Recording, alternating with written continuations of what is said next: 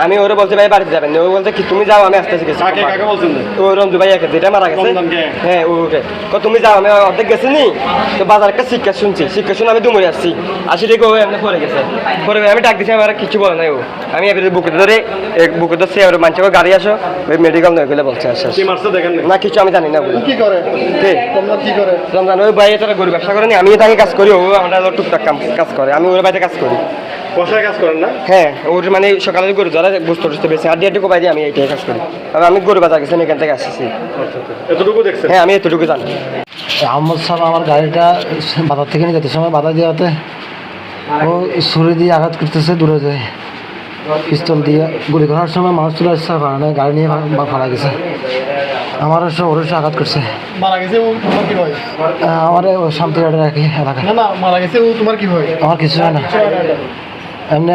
দূরে যাওয়াতে ওরেও মারছে ও কারে মারছে নিজে জানা না তোমার সাথে ছিল হ্যাঁ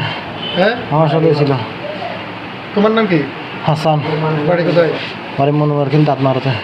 যত্নতে জি। তোমার আব্বা নাম কি দেলোয়ার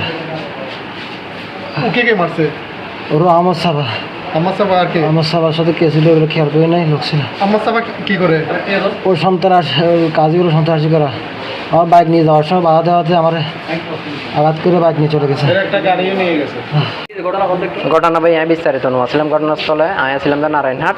হঠাৎ মাই দেখুন করে যখন আর শান্তির তো নার ভাই ছুরি মারে দিয়ে তুমি হঠাৎ তাড়াতাড়ি আইও আর আমি নারায়ণহাট দিয়ে এটা বড় ভাই অলপ লইছি এটা ছিল লগে অফিসের ক্ষেত্রে ছুরি মাঝি খার মাঝি বিস্তারিত আর এখনো কন্য পারি আর কোনো মাঝি এনে জানি আর জানি যে মানে ওই মেদি ফেলে রেখে তারা আছেন যে ধরে নিয়ে আর মেডিকেল আইনি এখন আনানো ফর আর ভাই মানে বাঁচিনি আর ভাইয়ের নাম হতো মোহাম্মদ রমজান বাড়ি যে খসারি বাড়ি পূর্ব তারাপুর শান্তিরহাট বুঝপুর